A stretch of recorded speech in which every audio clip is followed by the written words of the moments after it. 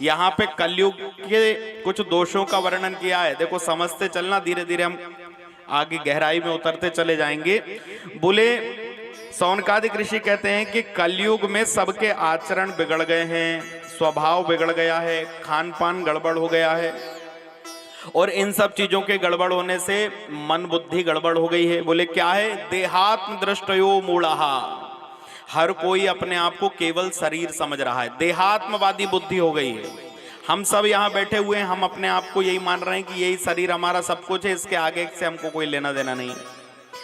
अच्छा, जो लोग केवल ये मानते हैं कि ये शरीर ही हमारा है या देहात्म बुद्धि हमारी हो गई है, तो कभी विचार करो, सोचना कि हम लोग यदि अपने शरीर के बारे में कभी विचार करते हैं, सोचते हैं, तो हम कहते क्या हैं? ये क्या है? यदि आपसे किसी से भी पूछा जाए या आप किसी को बताएंगे तो क्या कहेंगे? ये क्या? बोले ये मेरा हाथ है ना, ये मेरा सिर है, मेरा पेट है, मेरे पैर हैं, मेरी पीठ है। अब इन सबको हटा दिया जाए तो आखिरी में मेरा है कौन? विचार ये करो कि जिसके लिए हम कह रहे हैं कि मेरे बाल, मेरे सिर, मेरी आंख, मेरे कान, नाक, ये सब हम बता रहे हैं, तो मेरा कौन है? इससे ये तो निश्चित हो गया कि ये शरीर मेरा नहीं है। ये शरीर तो हम के एक एक अंग, और ये शरीर ही हमारा नहीं है। तो हम यदि ये विचार करें कि नहीं, ये इसी शरीर से सब कुछ है, इसी शरीर को सही मानते रहें, इस शरीर से आगे के बारे में सोचे नहीं, तो ऐसी बुद्धि को देहात्म बुद्धि कहते हैं। और केवल शरीर को अपना मानकर और महाराज बस उसी को सजाने में, उसी को संवारने में, उसी को हष्ट पुष्ट बनाने में लगे रहना, बोले इसी को विद्वानों ने पशु बुद्धि कहा है। ये शरीर, बोले मरता कौन है? एक बात विचार करो, मरने वाला कौन है? इसका बहुत अच्छा उत्तर आपको मानस में मिलेगा। जब भगवान ने बाली को मार दिया तो तारा रो रही थी, बाली की पत्नी। भगवान श्री राम तारा के पास में पहुंचे, कहा तारा क्यों रो रही हो? बोले मेरे पति मर गए। तो भगवान श्री राम ने तारा से पूछा कि तुम्हारे पति मर गए, तुम उसके लिए रो रही हो? बोले हाँ। तो शरीर के लिए रो रही हो? भगवान श्री राम तारा से कहते यदि तुम शरीर के लिए रो रही हो तो शरीर तो तुम्हारे सामने पड़ा हुआ है। यदि तुम बाली के शरीर के लिए, अपने पति के शरीर के लिए रो रही हो तो शरीर तुम्हारे पास में पड़ा हुआ है। और यदि तुम आत्मा के लिए रो रही हो तो आत्मा कभी मरती नहीं है, वो तो मरी ही नहीं है महाराज। ना उसको कोई काट सकता है, ना जला सकता है, ना बहा सकता है, ना मार सकता है, वो तो अजर अमर है। आत्मा कभी मरती नहीं है। यदि तुम आत्मा के लिए रो रही हो तो वो मरी नहीं, और शरीर के लिए रो रही हो तो वो तुम्हारे सामने पड़ा, इसलिए रो क्यों रही हो?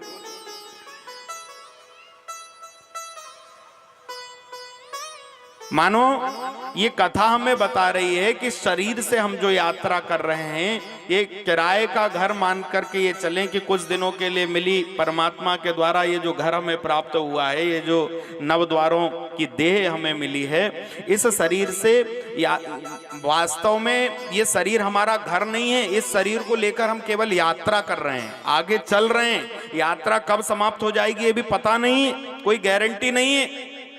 और जिन तत्वों से मिलकर के ये काया बनी है, एक दिन वो शरीर इसी में समा जाएगा। वहां भगवान ने तारा को कहा कि यदि तुम इस पांच भौतिक शरीर के लिए रो रही हो तारा, तो क्षितिजल पावक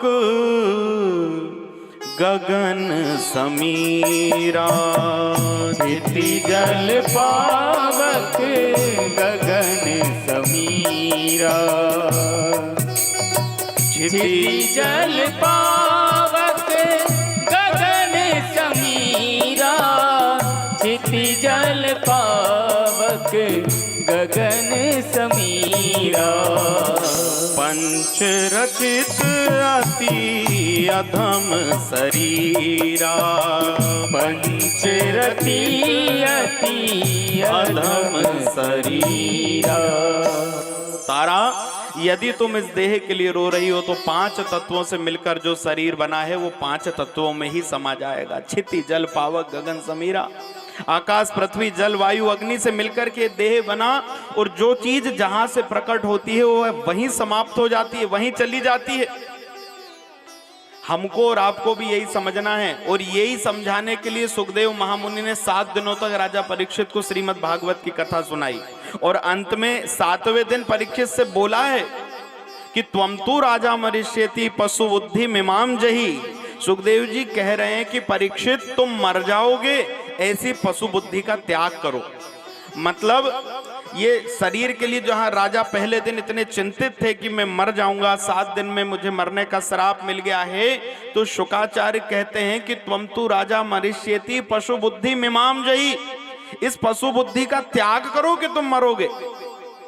और परीक्षित ने स्वयं स्वीकार किया कि गुरुदेव मैं मरूंगा नहीं। जब 7 दिनों के बाद परीक्षित से पूछा कि अब क्या होगा, तो परीक्षित कहते हैं सुखदेव महामुनि से कि गुरुदेव मैं मरूंगा नहीं, क्योंकि मैं तो आत्मा हूं और आत्मा कभी मरती नहीं है। ये शरीर मरने वाला है, आज नहीं तो कल, नहीं तो आने वाले कल में कभी ना कभी ये शरीर छूटेगा। और शुकाचार्य कहते राजन तुम्हें कथा सुनाना सफल हो गया।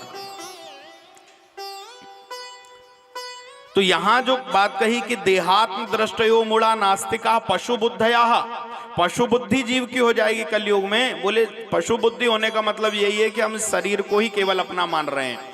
इस शरीर की जो यात्रा चल रही बस हम इसके आगे हम सोचने को तैयार ही नहीं है। इसी को हष्ट पुष्ट करने में, सजाने दजाने में, इसको नहलाने धुलाने में, अच्छे वस्त्र पहनाने में, सब कुछ करने में लगे हुए हैं। ये पशु बुद्धि है। ये शरीर हमें मिला है परमात्मा की कृपा, इससे हम प्राप्त कर सकते हैं, भक्ति प्राप्त कर सकते हैं।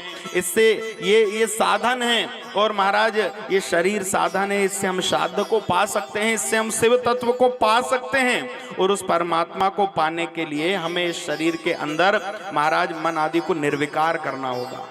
और मात्र पितृकृत दोषाः, कहा कलयुग के जो जीव होंगे वो महाराज माता पिता से द्वेष करने वाले हो जाएंगे। स्त्री देवा काम किंकराः, और महाराज काम किंकर अर्थात काम वासना जो है उसके दास बन जाएंगे। उसके कारण स्त्रियों की दासता स्वीकार कर लेंगे, नास्तिक होंगे।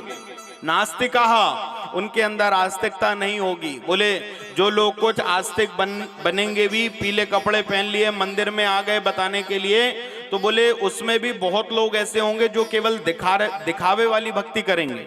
आडंबर, जिनको मतलब दुनिया हमको जाने कि हम भी धार्मिक हैं, इसलिए महाराज हम दिखावा कर रहे हैं। बोले अंतर मन से परमात्मा को जानने वाला, मानने वाला, प्रभु के प्रति श्रद्धा प्रेम रखने वाला, ऐसे लोग कलयुग में बहुत कम होंगे।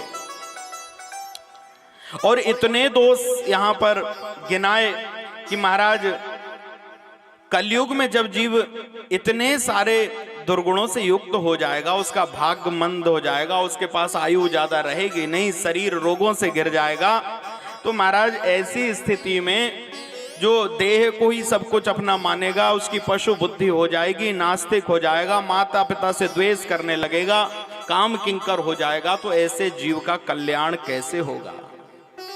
प्रश्न ये है कि ऐसा जीव कलयुग में पार कैसे होगा, तरेगा कैसे? और हर एक व्यक्ति का ये प्रश्न कर दिया, हमारा आपका इस जमाने में, संसार में सबका ये प्रश्न है। कोई इससे अछूता नहीं है। यदि हम कहीं भी इस बात को जान रहे हैं, मान रहे हैं, या हमारे मन में ये भाव है कि इस शरीर, यही शरीर सब कुछ है, इसी से हमको महाराज सब कुछ पाना है, तो एक बात ध्यान रखो कि हमारे पहले जितने हमारे बड़े बूढ़े थे, कभी विचार करो कि हमारे दादाजी, परदादा, यदि ये सब लोग आज होते, विचार करो, एक दिन ऐसा आता है कि ये जो जीवन चल रहा है ना, एक समय ऐसा आएगा कि ये जीवन से भी हम ऊब जाएंगे। सबके साथ ऐसा होता है। हमें अभी भले लग रहा हो कि नहीं ऐसा कभी नहीं होगा, हम तो बहुत लंबे जीना चाहते हैं, लेकिन जो लोग 90-100 वर्ष तक जी गए, आज आपने कई ऐसे महाराज वृद्धों को देखा होगा, लोग कहते भगवान उठा ले अब तो, क्योंकि शरीर के साथ जब यात्रा कर रहे होते हैं तो एक समय ऐसा आता है ये शरीर साथ छोड़ने लगता है, और फिर जब कष्ट महाराज अपार होने लगता है, ना भुजाएं साथ दे रही हैं, ना पैर से चलते बन रहा है, घुटनों में दर्द है, आंखों में दिख नहीं रहा, कानों में सुना नहीं रहा, क्षीण हो गया शरीर, तो उस समय हमको मतलब जीवन से व्यक्ति ऊब के फिर सोचता है कि अब महाराज ये शरीर छूट जाए। एक समय ऐसा आ जाता, सबके जीवन में आता है। तो यदि हम मरे नहीं विचार ये करो कि यदि हमारा शरीर नहीं छूटे तो जीवन से ऊब के हम आखिरी में कहां जाएंगे। जब हम ये देह यात्रा पूरी होगी तो जाना तो पड़ेगा। और महाराज जाना भी निश्चित है, जो जन्म लेकर आया उसका जाना निश्चित है और जाना जरूरी भी है। और ये कटु सत्य है कि एक ना एक दिन सबको जाना है। तो बोले इसलिए विद्वान कहते हैं कि इस मृत्यु को हमेशा स्मरण में रखो कि एक दिन तो शरीर छोड़ के जाना है, जब समय आएगा चले जाएंगे।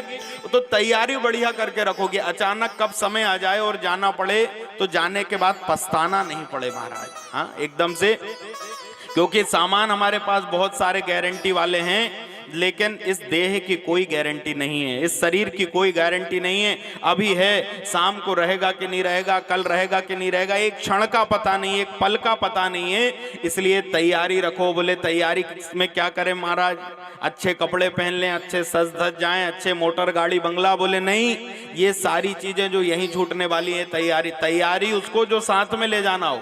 हम कहीं यात्रा पे जाते हैं तो बैग में कौन सा सामान रखते, बोले जो साथ में लेके जाना काम आएगा वो सब सामान। बाकी घर भर का पूरा सामान उठा के नहीं ले जाते ना, बाकी सारा सामान तो घर में ही रखा रहता है, लेकिन बैग में वो सामान होता है जो यात्रा पे जिसकी जरूरत पड़ेगी। तो बोले ये शरीर छोड़ने के बाद में अगली जो यात्रा शुरू होगी वहां पे आपके साथ में किया हुआ दान जाएगा, पुण्य जाएगा, आपके जीवन का धर्म जाएगा। आपने किसी पर दया करी है तो वो जाएगा, आपने जीवन में सत्कर्म करे हैं तो वो जाएगा। ये सारी चीजें अगली यात्रा पे साथ में जाने वाली हैं। और समझदार कौन, बोले जो समय से पहले इन सभी चीजों को एकत्रित कर ले। बोलो भगवान भोलेनाथ की। तो हम महाराज अब आप कहो कि नहीं दिन रात सारे काम धाम छोड़ के सब केवल कथा ही सुनने लग जाएं, भजन करने लग जाएं, मंदिर में ही बैठ जाएं तो दुनिया कैसे चलेगी। बोले ऐसा बिल्कुल मत करो। आप सब जिसको नियति भगवान ने जो कार्य दिया ईमानदारी से अपने काम करो। माताएं घर में जो जितने काम है, परिवार को पालन पोषण सब अपने अपने सारे काम करो, लेकिन कुछ समय परमात्मा के लिए निकालो, कुछ समय अपने स्वयं के लिए निकालो, कुछ समय ईश्वर ध्यान के लिए निकालो, कुछ समय कथा सत्संग, कुछ समय धर्म के लिए निकालो। थोड़ा थोड़ा समय महाराज ऐसा लेते चलो कि हम बाकी के 20-22 घंटे भले घर के कामों में लगे हुए हैं, लेकिन यत्र तत्र यथा संभव जब जब अवसर मिल जाए तो सत्संग करें, कथाएं सुने, दान पुण्य करें, सुबह शाम मंदिर जाएं, घर में भगवान का ध्यान करें। ये सारी चीजें इस सफल मानव जीवन के लिए बहुत आवश्यक हैं। ना कि हम कलयुग के दोषों में फंस जाएं। और जैसा कि फिर महाराज कलयुग के दोषों का वर्णन जो अलग अलग शास्त्रों में किया गया कि कलयुग आएगा तो देहात्मवादी दृष्टि हो जाएगी, नास्तिक हो जाएंगे, माता पिता से महाराज द्वेष करने लगेंगे, काम किंकर हो जाएंगे, बहुत सारे दुर्गुण जो गिनाए गए। बोले वो दुर्गुण हमारे अंदर नहीं आए। और देखो ये जो दुर्गुण है ना, वो तो चाहे आप मानस उठा लो, रामचरितमानस, आप उत्तरकांड उठा लो, कलयुग का पूरा वर्णन दिया हुआ। कलयुग आएगा तो क्या क्या होगा, श्रीमद् भागवत में कलयुग आएगा तो क्या क्या होगा, शिव महापुराण में बोले कलिकाल आएगा तो क्या क्या। ये सारी बातें आज से 5-7 हजार साल पहले लिख दी गई और वो हूबहू वैसी की वैसी सही हो रही हैं। यदि आप मानस पढ़ते हो, बड़ी सरल भाषा में, अवधी भाषा में लिखा हुआ गोस्वामी तुलसीदास जी महाराज के द्वारा रचित ग्रंथ रामचरितमानस, उत्तरकांड को पढ़ लो। यदि आपको जरा सा भी संशय है किसी शास्त्र के ऊपर तो आपका वो संशय हट जाएगा। आज के विषय में जो होना है वो गोस्वामी जी ने उस समय लिखकर चले गए और वो वैसा का वैसा अभी हो रहा है। इसका मतलब ये निश्चित है कि आगे के लिए जो लिखा है वो भी होगा।